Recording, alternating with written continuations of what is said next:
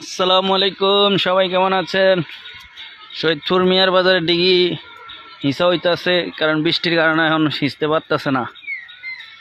অনেক পানি কমে গেছিল, এখন বৃষ্টির কারণে অনেক পানি জমে গেছে। সবাই দোয়া করবেন বৃষ্টি তখন কদিন বন্ধ থাকে, হিঁচলে তো কটা মাছ খাইতে পারবো, বুঝেন না? এলে দোয়া করবেন আর কি।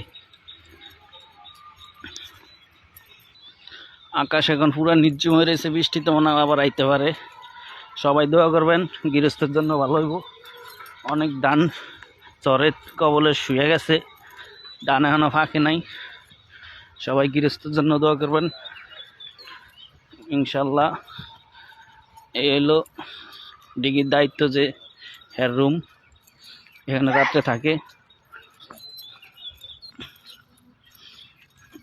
এই হলো বড় ডিগি, এখানে রেনু চাষ করা হয়।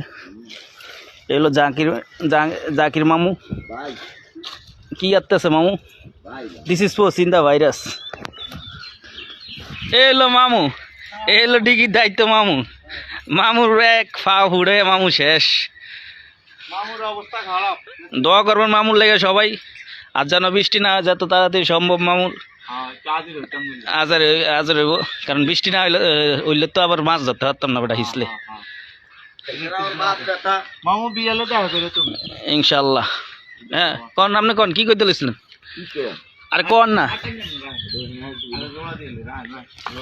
কি হয়েছে? মাদ্রাসা লাইন সিরিয়া গেছে। এই হলো আমাদের ছোটবেলার মুক্তব।